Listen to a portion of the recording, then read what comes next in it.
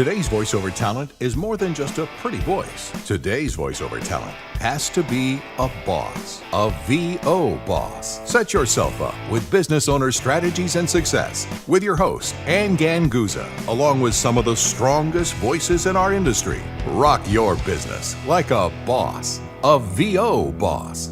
Hey everybody, welcome to the VO B.O.S.S podcast. I'm Anne Ganguzza, your host, along with my lovely co-host, Gabby Nistico. Hi. Hey Gabby. So today we have a wonderful special guest with us, Mr. Kelly Stevens. Hey Kelly. He's special. He Thanks. is special. And for our listeners, you've probably heard his voice before because Kelly does our intro and outro for the VO B.O.S.S podcast, and we just love him. And every time I listen to the podcast, I think very fondly of my good friend and colleague, Kelly Stevens. So welcome so much to the podcast, Kelly. Well, thank you. Thanks for taking time out of your busy day. Yeah, it was chat with us. so busy today. I just had so many things to do, so many projects. I was sitting around for the last 2 hours waiting for this connection, just going, got nothing. Let me check that inbox. Well, got nothing. You know, Kelly, I would love to hear, because you are, since I've known you, you are in the trenches of the voiceover industry. You're a working talent. You're doing it full time. And so I think it would be really wonderful to hear your story. How did you start out? And fast forward to today, what is your day-to-day activities like? Well, I mean, I started 4 years ago when my radio career kind of went kaput. And so I had about a 30-year career in radio and, kind of thought about what I was going to do in the afterlife. And the only thing I could think of was, I know how to read. I have a voice. So why don't I put those two together? And that's called voiceover. And so that was pretty much it. Because I have no other viable skills. That's it. That's all I've got. 30 years in radio. Whoa. Kelly, isn't it great to know, I mean, we have that in common. I have a radio background too. Isn't it great to know that there is life after radio? Yeah. It's so hard sometimes to see that. And I think a lot of folks, need to be reminded of that. It is. But listen, I will tell you, I was woefully unprepared for what it was going to take to make the transition. I just thought, hey, I've done commercials all my life. I've been on the radio. I've done morning shows from, small markets to major markets. It's going to be no problem. I'll just sit behind a microphone and we'll just make this transition. And that was so not the truth. Oh man, that was a harsh reality, thinking you could just step right into VO and make a living out of it. Well, tell us about that. I think that's something that a lot of folks share in common. Yeah. I mean, here's what in hindsight, what I wished I would have done was I wish that I would have spent the last, 5-10 years of my radio career hustling on the outside when the job was done, hustling my VO career and getting it started ahead of time so that when the radio paychecks stopped, I could make a transition that would be smooth and seamless. Man, I wish I would have done that. So my advice to anybody who is working on radio right now and thinking about what's going to happen when that job goes away, because it always does, start working on your voiceover career right now. And don't assume that your radio background is going to help you, because what I found out was the complete opposite, that actually being from radio has held me back in a lot of ways. And that was the big shock was, as soon as you told somebody, yeah, I'm in radio. Oh no, we don't want a radio voice. And you're just automatically put to the back of the line. So I had to take a hard look at what I was going to do. And what I needed to do was I needed to learn how to compete in voiceover. How to be communicative. See, I can't even say it. Communicative. Actually, the word conversational was the biggest word to swallow and to learn. For sure. And to learn how to be conversational and not the radio guy. You were talking about your radio career and how that was maybe a detriment when you talked to people about, saying you had a radio background. I'm curious, Gabby, did that happen to you as well in voiceover? Oh, yeah. This is when I turn into Sarah Palin. You betcha. I joke that I was living in the suburbs of Manhattan, and so of course when I tried to launch my voiceover career initially, it was in and around New York City, and I got my ass kicked from one side of Manhattan back down up the other. And it was rough. It was really rough because I was young and I was a kid, and I came in with this big cocky attitude that here I am from a major radio market in the country, and I'm going to be awesome. And then they went, meet the actors, and I went, uh-oh.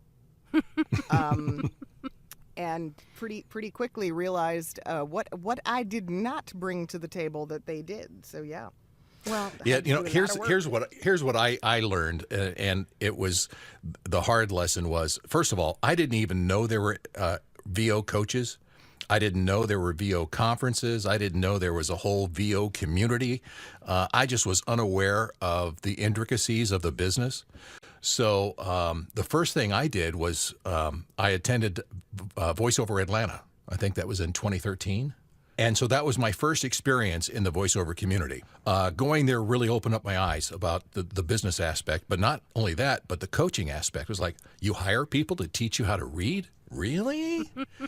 And Mary Lynn was my very first coach. I met her at VO Atlanta, and I said, well, I kind of got a feel for what she was like, and I said, well, I'd like to work with her. And so we did. We worked for about 6 months together, and she beat the snot out of me. I'm telling you. She's tough, but it was how to get that radio sound out of my voice and how to sound more conversational. And I didn't even know there was anything about narration. I just thought VO was all, radio or TV scripts. And so I had to learn about the whole narration genre. And now probably 85% of business I book is narration. So, that was a big eye-opener too, the different genres of voiceover. So there's a lot to learn about the business that I don't care how long you're in radio, unless you've put yourself in a position to learn about the skills and the trade of voiceover, you're not going to be aware of. It's very true. And for me, when I first got started, there were none of those options. There were very few, if any, voiceover coaches, and there were no conferences.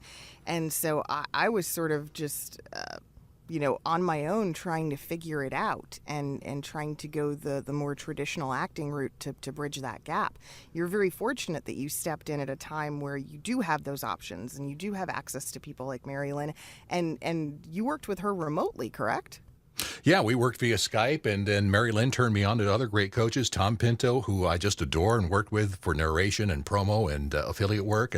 Anne, I've worked with you. You've helped me with the last commercial demo I did. You helped me with that. Yep.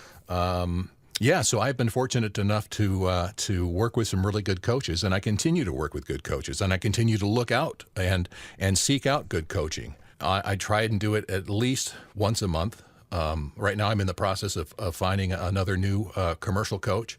And I like to work with different people to get different different things. Everybody is unique and everybody can bring something to the table. So I'm always trying to sponge off other folks. So I'd actually be interested in knowing, the two of you, because you have such similar backgrounds.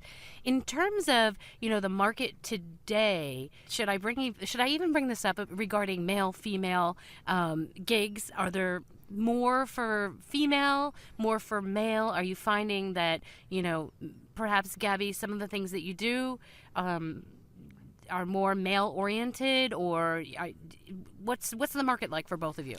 Well, there's more for men, and that's the way it should be. Let's just stay that way, and let's just not even talk about it. I knew he was going to say that.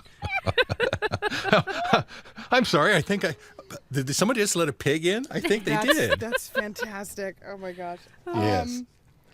Well, it's such a strange question for me because I've always been a woman who tends to compete in some of the more masculine genres. Mm-hmm. And so that's always been kind of strange. I do a lot of imaging work and some promo work. And even when I get hired for narration and a lot of my commercial jobs, it's to be, one of the girls who can hang with the guys. And that's kind of always been a theme in my career. So I think some days I'm surprised there isn't more of that kind of work. I think it's like anything else. I think with the right marketing and the right brand, and if you're being aggressive and in helping to find your own work, as well as, your agents and your casting directors and the various people at your disposal, you can still do really well. I don't think it makes a huge difference. Now, I do think some days if I was a guy, I'd probably book a little bit more, but that's okay.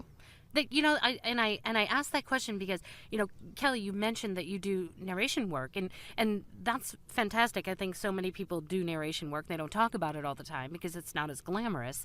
But I find that sometimes in certain genres of narration that there is a preference for male, and I'm going to say specifically medical narration. Now, I don't know if you guys have, entered into that market, but for me, I find that if it's between myself and a male, and I hate to say that, once in a while the male will get more than me.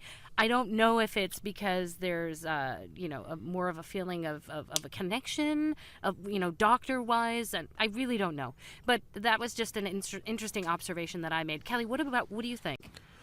Well, first of all, I stay away from medical narration just because I don't like big words, and it really makes me uncomfortable. Same. Yeah, so I'm a low-hanging fruit guy. Give me those 2-3 minute corporate videos. I am on those like something on something, and you think you know where I'm going with that. So I can't speak to medical narration. I don't think it really matters. To me, I think if you have the tone that they're looking for. Like Gabby, I can definitely hear a huskier tone in your voice, so I can see how you could, be the girl that hangs with the guys, and thank you. And thank you, welcome. Thank you, Kelly. Kelly, and yes, and I have a you're husky definitely voice as well. the go-to mom read, and so you listen to those now, tones. Kelly. Please. Now, Kelly, stop that. So, no, I don't think it matters. I don't think it's male or female. I think, if they have somebody envisioned in their head what they're looking for, then obviously that's going to limit you. But if it's open to both, I think both have a shot at it. Kelly, tell us a little bit about your day-to-day routine. How much of it is performance? How much of it is running the business? And what is it that you think really, truly makes you a VO boss and successful in the industry? Well, I'll tell you honestly, I suck at running a business, and I'm not going to sugarcoat that. I've told you before, I love doing what I do. I just hate doing what it takes to do what I do. So the marketing angle, the prospecting and all of that, I'm just awful at it. So I don't think you're alone in hating it. I think there's no, a few people that probably don't like it as well. The majority of people probably will say the same, and because it's just not what we do. We're performers, and that's what I like to do. I like to, I like to get a script, and I like to, analyze it, and I like to perform it. I like to, make sure the client's happy with it. And so I really lack in the marketing part of the business. It sucked at the beginning because I didn't have good bookkeeping software, so I used to write stuff out. I can't even believe I'm going to say this. I used to write stuff out by hand. That's the shoebox software yeah, that Gabby and talked It's okay. about. You're amongst friends. It's okay. Yes. Don't worry. So I would do all of that. So but I slowly started to learn, hey, there's some software that'll help you with that. And it's like, I actually love doing invoices now. It's like, that's like one of my favorite things to do. Not only is it something that I'm going to send out that they'll pay me, obviously that's what I'm sending somebody so I can get a check, but it's kind of fun to do. Isn't it great? Yes. I'm trying to learn CRMs, which are a way of keeping track of clients and emails and marketing. So there's some software that I'm looking at with that. Nimble is the one that I'm looking at. Mm-hmm. But it's so overwhelming sometimes. I get down in the weeds of this stuff, and I'm not that computer literate, so I really have limited computer skills and patience. So as soon as I try and find something out how to use it and it doesn't work, it's like, I'll just give it up. I'm going to go take a nap. I'll see you later.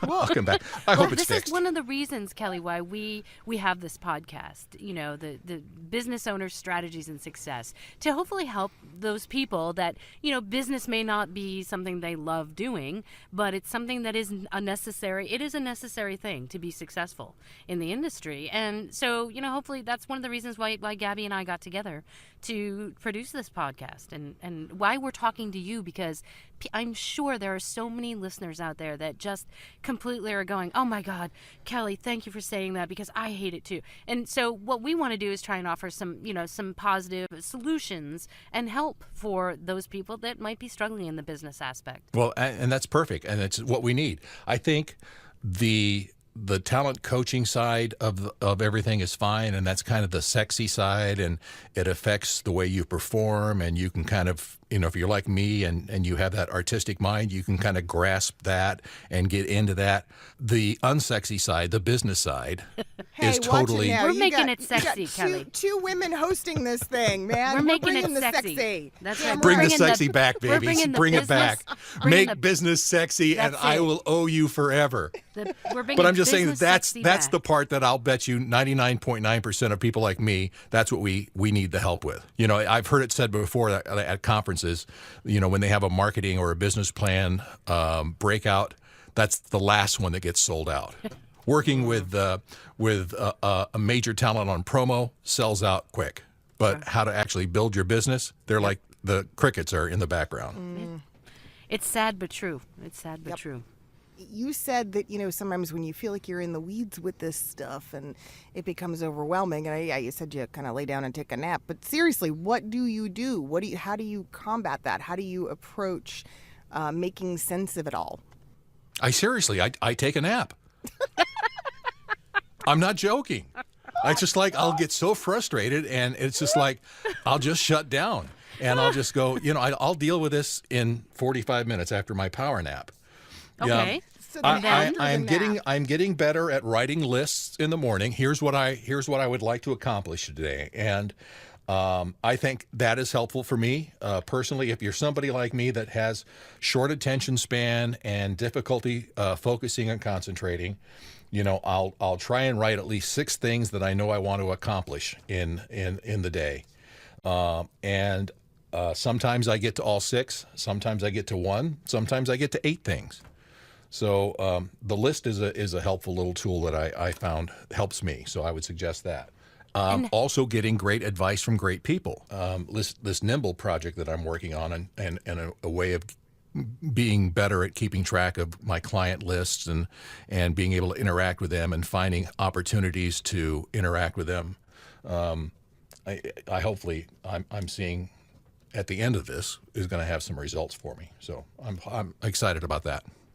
So in terms of learning new things for the business aspect, are you reaching out? Are you taking courses? Are you part of groups?